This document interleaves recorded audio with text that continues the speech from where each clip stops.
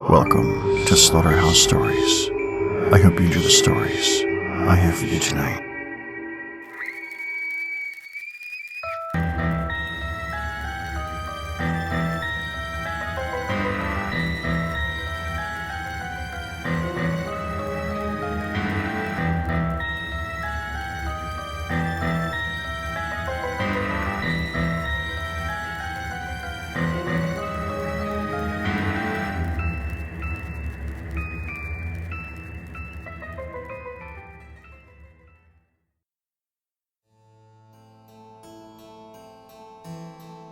Hello to all you things that go bump in the night.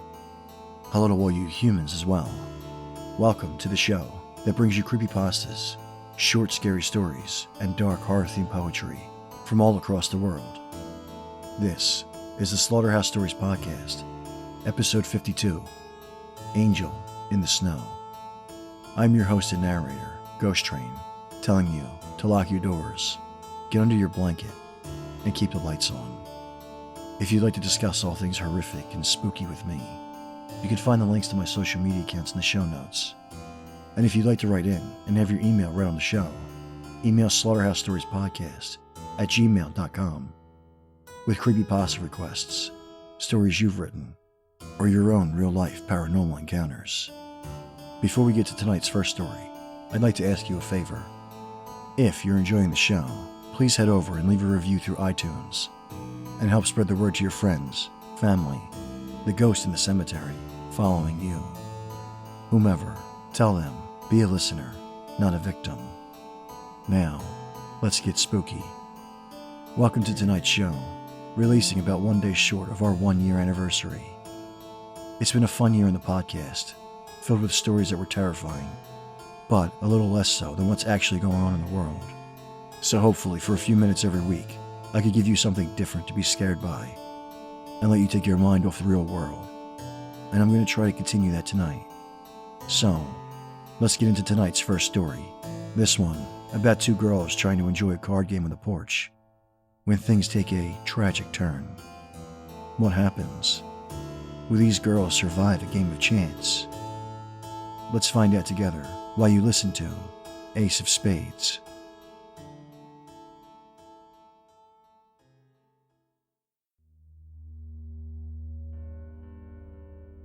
The Ace of Spades is known as the death card.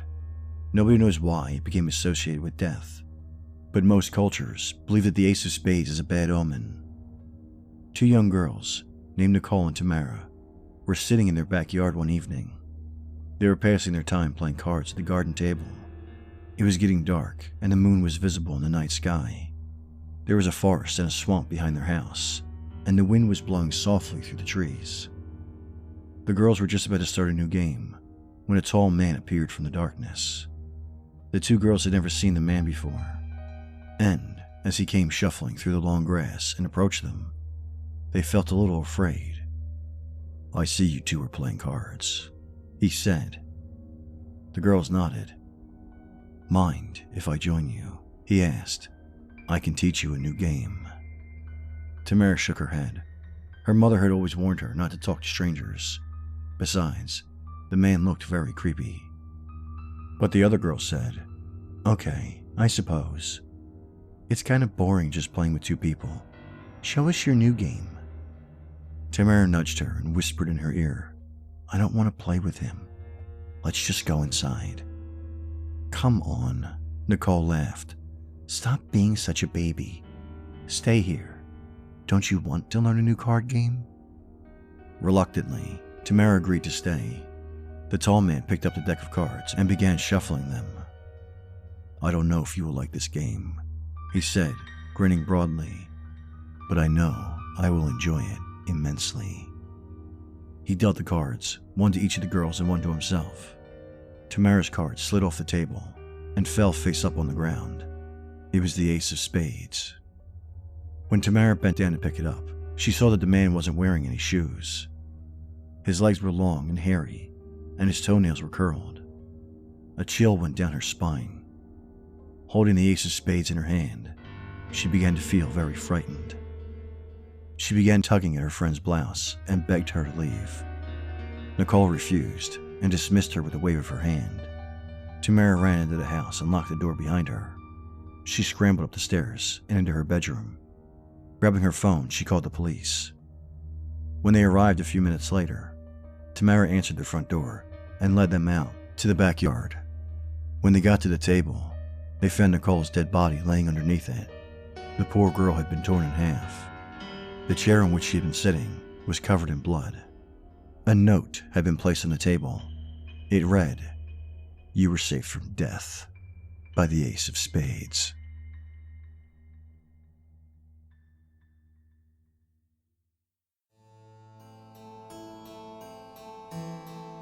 Well, didn't you get lucky, human? That game of chance robbing the stranger of both his victims. Perhaps next time, there'll be better luck of the draw, and he'll get to claim both of them. Let's have a shuffle. Let's see what I get. Oh. Well, it's a good thing I'm already dead. While I continue dealing cards to see what fate awaits you humans, let's move to the next story of the night.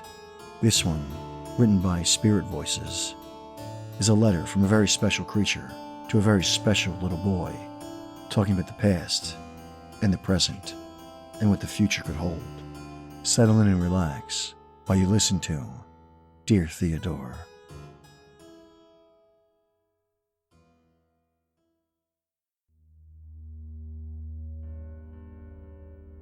Dear Theodore, I'm the monster hiding under your bed. Personally, I think monster is a bit of a harsh word, but that's what you call me, so that's what I choose to go by. To make it clear though, I go by many names beyond you. Night Stalker is one. The Shadow Man is another. I think I also may have accidentally started a few legends without meaning to. Would you believe that Bigfoot may have just been me taking a stroll through the woods? Truly, depending on who sees me, any human can imagine something different. So far, I like your imagination the best. As I'm writing this, you're 6 years old. For all 6, I've been under your bed. I followed you from the NICU and listened to your crying all the way home from the hospital. I admit that the crib was harder to squeeze myself under, but I managed. I'm grateful you've since upgraded to a big boy bed. It's a lot easier on my back. As you've grown, you leave the house more and more. I'd forgotten that children go to school so young until I heard you return, excitedly rambling to your ignorant parents about the things you'd learned. Mrs. Thomas sounds so nice from what you say. I approve of her, for now. Anyone can sound nice coming from you though, because you tend to see the best in people. It's a quality that gives me hope. This world needs more people with infinite optimism like yours.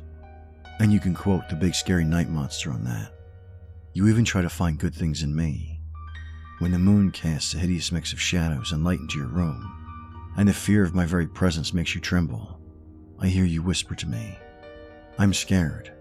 Are you scared too?" It's clear that you don't know who you're talking to.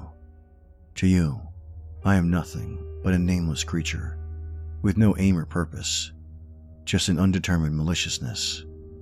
You don't even seem to know what I would hypothetically do to you, should you fall asleep while I'm around. In the daytime, you think you're safe from me. Do you think shadows simply disappear, little one? If I wanted to hurt you, I would. You drew me once when you were 4.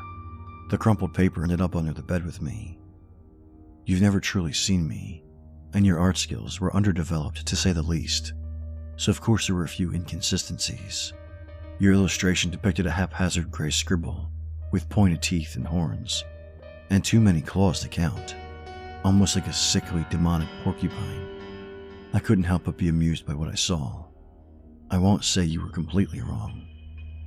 I suppose I mention all this because I know you know nothing about me, but I know so much about you. In fact, I'd like to think that I know you better than you know yourself. I know that you don't like vegetables, but will eat any fruit placed in front of you. I know that your favorite cereal is Reese's Puffs, even though you rarely get to eat them. I know that you only know one curse word, but you're afraid to say it out loud. I know that you want to be a firefighter, but 2 months ago, you wanted to be a construction worker, and you'll end up being neither. I know the names of all your friends, and which ones will turn out to betray you in the future. I know the names of your first and second girlfriends, and your first and only boyfriend. I know you love your parents, even though they hurt you. I know the age at which you'll die. I also know how to stop it. Though I do know a lot of things, I'm not sure when this letter will reach you. In fact, I'm not sure you will ever read it. I wish I could say that I was positive you'd understand why I'm about to do what I plan to do, and that you'd support my decision when you grow older. But the truth is, I don't know if you ever will. The only thing I'm 100% clear on is that I won't regret doing what I'll do to them. They deserve the punishment they'll receive. Because at night, when the tree branches look like giant claws at your window, and the darkness seems to be moving in closer, I know it's not me you're truly afraid of. Deep inside, in a place your mind cannot yet access, you're afraid of your parents. I'm scared. Are you scared too? You ask the question, not over the sounds of me, but over them. They fight and spat like wild animals, a never-ending cyclone of neglect and anger. You have no idea how they act when you're gone, flourishing in the temporary safety that a classroom brings you. You cannot yet fathom the amount of pain they will bring you. When they realize you become too old to coddle, and just old enough to treat you like they treat each other. You'd be so good without them, much better off, I assure you. It'll hurt for a while, but you're still so young. The pain will fade, and then you'll be free. Free from their chaos and self-destruction and abuse. You'll be able to live the life you want, with no one to hold you back. One day, if you read this, you'll understand why I took them away from you. And I hope then that you'll thank me. I hope the nightmares of your parents' blood will slowly fade into a background hum, replaced by that endless optimism I know you hold so close. And when that day comes, I hope you realize that I care for you more than they ever did.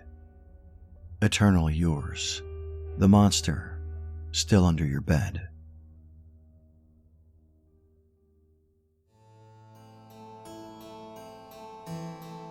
See, once again it's proven that you humans are the true monsters. Those of us spooky motherfuckers get a bad rap. Let's ignore the ones that kill and eat humans and things like that. My point still stands. Now that Theodore is safe, and you victims, listeners, are checking under your bed for letters or monsters, let me give you this week's recommendation. This week, I'm going to recommend Book 2 of Christopher Moore's Vampires in San Francisco trilogy, You Suck, a Love Story. Being undead sucks, literally. Just ask C. Thomas Flood. Waking up after a fantastic night, unlike anything he's ever experienced. He discovers that his girlfriend, Jody, is a vampire, and, surprise, now he's one too. For some couples, the whole biting and blood thing would have been a deal breaker. But Tommy and Jody are in love, and they vow to work through their issues. But word has it that the vampire who initially nibbled on Jody wasn't supposed to be recruiting. Even worse, Tommy's turkey-bowling pals are out to get him, at the urging of a blue-dyed Las Vegas call girl named Blue. And that really sucks. This is my favorite author, and his books are always very entertaining. So go wherever you get books and pick up You Suck, a Love Story. Now that I've given you this week's recommendation, let's take a trip down to open mic night at Beelze Pub.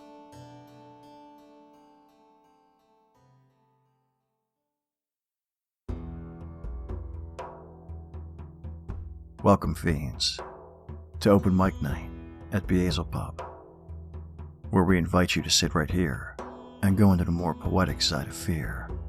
Poems of murder, creatures, and ghosts. All the things that scare you the most. To open things tonight at the pub is a poem about someone meeting a little girl. But things aren't as they seem. And the last poem of the night, by Zelrod T. Apocalypse, is an ode to the things that go bump in the night. To the cryptids, to the spooky. Lean back, close your eyes. Let the rhymes carry you to another realm. And enjoy May I Sit Here and Pale Walkers.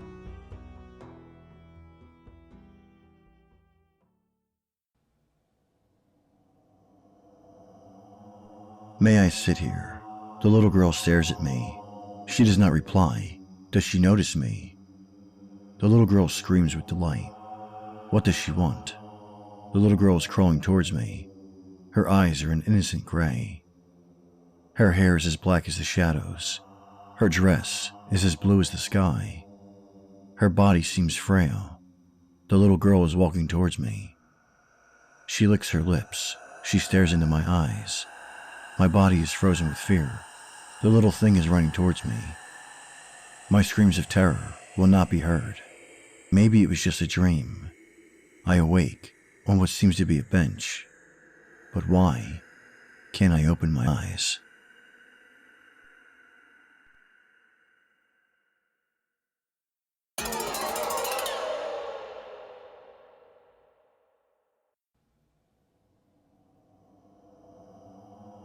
We are the few things under light of the moon, walking pale in the night to our dissonant tune.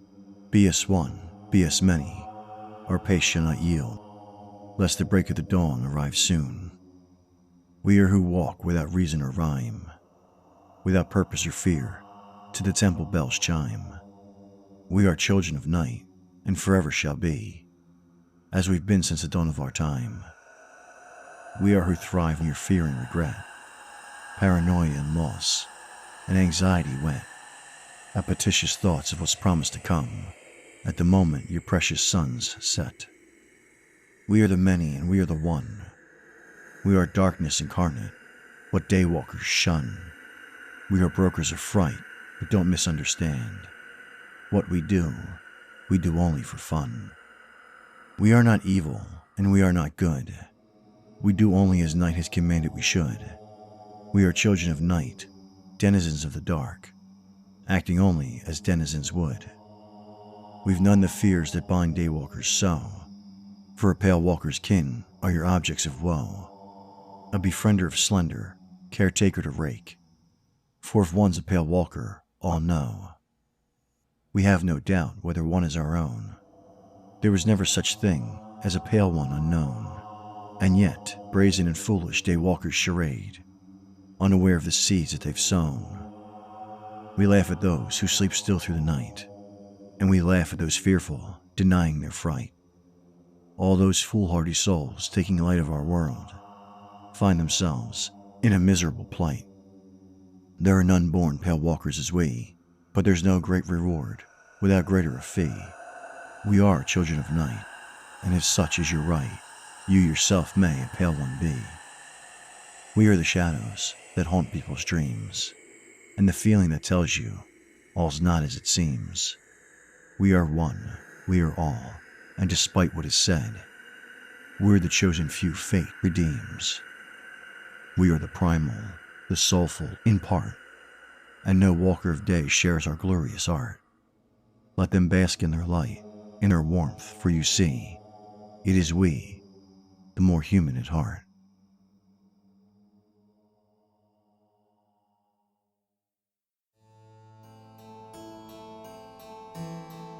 A ghostly little girl to start things off. How spooky. Speaking of spooky, what a wonderful tribute to the spooky. However, I didn't hear one fucking thing about me. Am I not the spooky motherfucker? It's fine. I'm not bitter. But while I wipe my tears, let's get out of the pub, get back home, and get to the last story of the night. The first episode of the show featured a story by Jay Duchenne, and it's only fitting that the 1-year anniversary feature one as well. This story, about two friends reconnecting and enjoying time together. The wine is flowing, and they are laughing. But when a question about the cemetery next door comes up, things aren't quite so funny anymore. Let's find out together what caused this mood to shift. As you relax, ignore the ghosts watching you, and enjoy Angel in the Snow.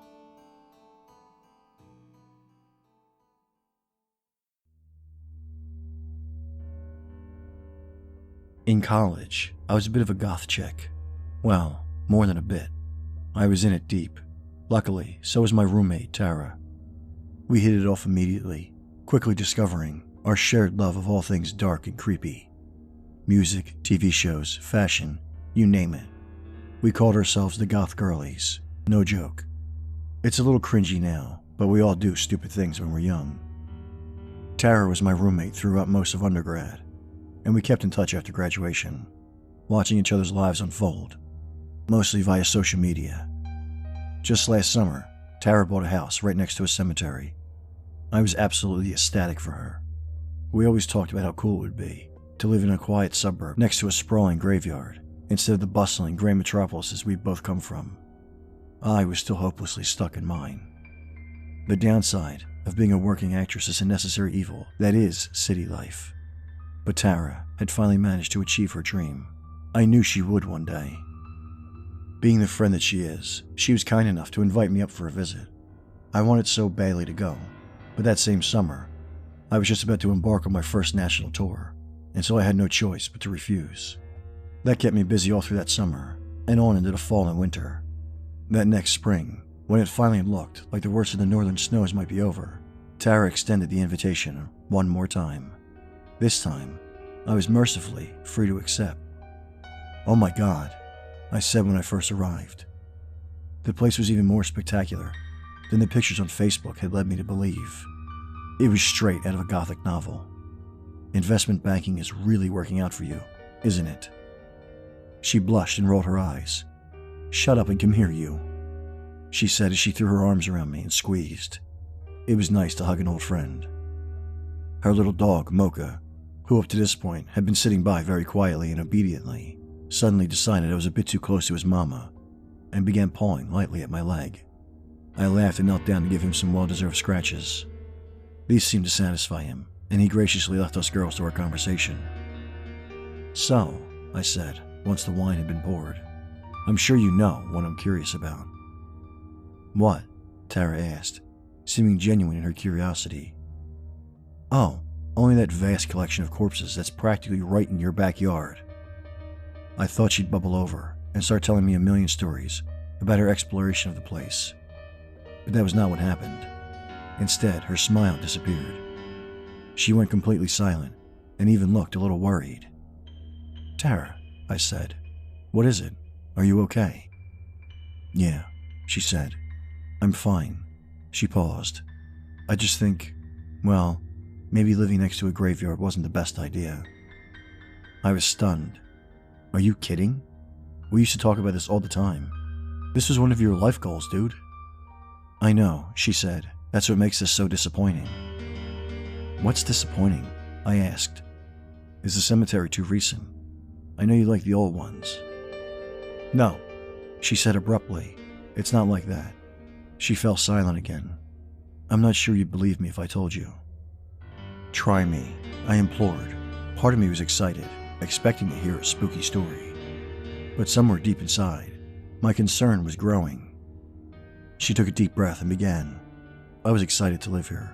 You're right. I love old cemeteries, and I've always wanted to have easy access to one. But I don't go there anymore. I can't. It would be so convenient if I could. Now I have to drive across town to the park just to toss a ball with Mocha." "Why?" I asked. "What happened?" She hesitated before going on. "Everything was fine until the first really good snowfall," she said. "Back then, yeah, I would just take Mocha over to the cemetery for his walks and to run around. On this particular day, it had just snowed the night before, and so Mocha and I seemed to be the only ones in the whole place. Or the only living things, I guess. I decided it wouldn't hurt to let Mocha off his leash to run around for a bit. So I did, and he took off like a shot. I could barely keep up with him. It was like he was hot on the trail of something. Finally, He stopped long enough for me to catch up with him. But where he stopped, he had gone right up to a particular grave. It was a child's grave, a little girl. Emily, I think her name was. I don't remember the dates, but she died sometime in the late 1800s. She was only 6 or 7. Her tombstone was one of the nicer ones, one of those obelisk-style tombstones, with a beautiful little angel standing right on top of it, with its arms outstretched. I remember thinking it was funny that the snow had piled up just right on the angel's head, and it looked like it was wearing an elf's hat or something. She smiled at the memory. I snorted slightly, picturing the sight for myself. As she slipped back into the story, her smile faded once again. And Mocha had gone right up to this tombstone and was sniffing around at the ground right in front of it. It was then that I noticed that someone made a snow angel right there on top of the grave. It looked relatively small, child-sized, and it was fresh. It had obviously been made sometime after the snow stopped falling, because I could see the dead grass poking through. She looked at me, her eyes wide and bewildered. Through my wine-induced haze, I thought I saw her tremble slightly. "Well, that actually sounds sweet," I said, attempting both to comfort her and urge her on. "I thought so too at first," she said.